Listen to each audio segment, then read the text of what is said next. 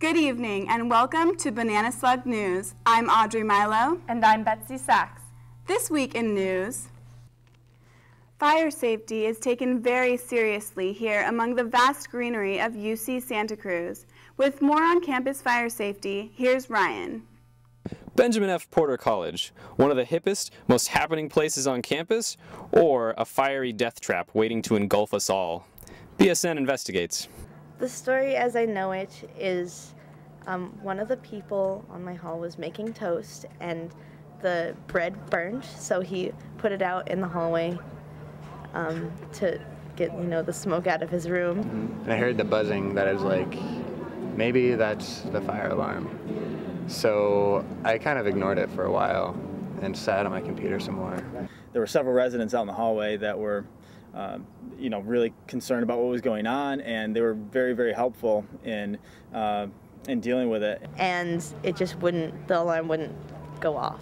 And then a friend of mine came in and was like, dude, there's a fire in A building. The fire in the room was small. It was really very minor. But there was no fire. It was just burnt toast. I was really proud of the way the Porter residents responded to this. While the F in Benjamin F. Porter may not stand for on fire, what lesson can we take from this proverbial smoking gun? For instance, on campus, our average response time is about 4 minutes. I would say when we call the fire department to respond to something, it usually takes them between 2 to 5 minutes. We respond to hazardous materials incidents on campus, both in the labs and outside the labs. We respond to elevator rescues. When an elevator has a problem and somebody gets trapped inside, we go out and get them out of the elevator. We respond to about 700 incidents a year. Anything we can do to support the campus, we're here to do. You can say that most of the situations we use the fire department for are not related to fire.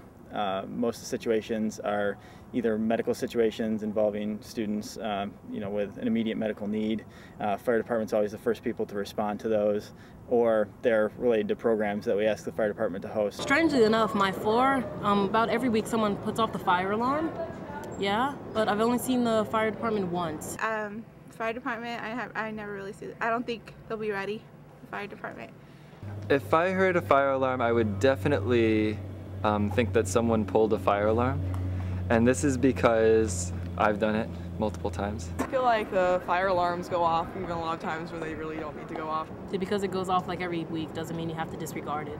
I didn't know we had a fire department. Do we have an on-site fire department? If there is a small fire and those sprinklers go off, that water's been sitting in there for I don't know how many years. No, I think the sprinklers work. I hope they work. Water damage more than fire damage, I think. I think the fire safety could be better. We've taken as many precautions as we can to prevent a fire from spreading. While the students and fire department work together for a safer tomorrow, we wonder, will our tomorrow indeed be safe? Only time will tell. I'm Ryan Andrews, back to you in the studio. Thank you, Ryan. The primaries have come and gone here in California.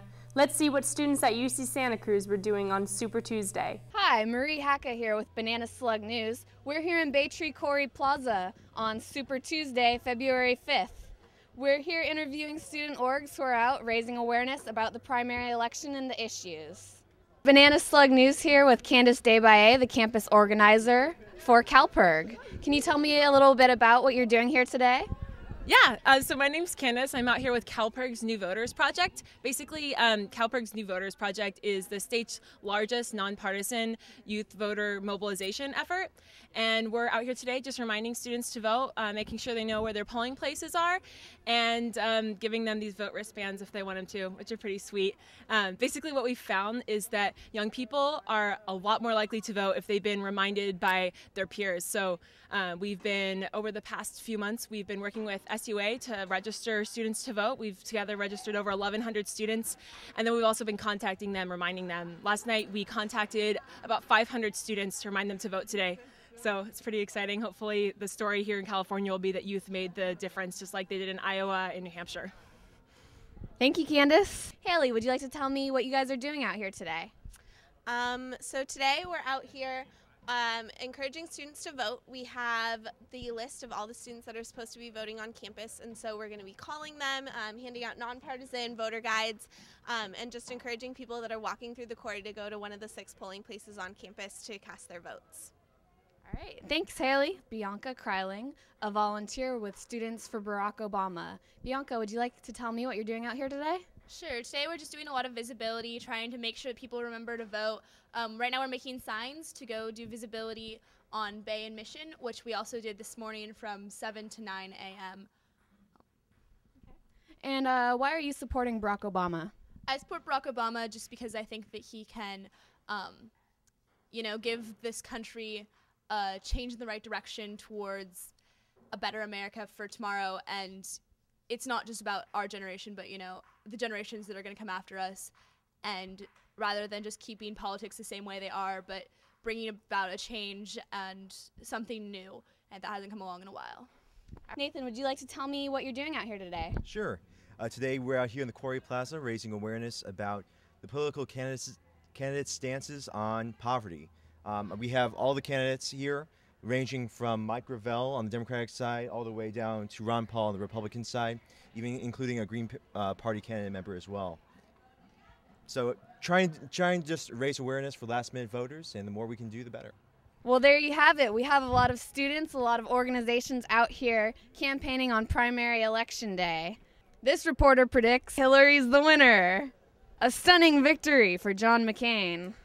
There you have it, a very busy Super Tuesday out here in Quarry Bay Tree Plaza. Back to you in Studio B.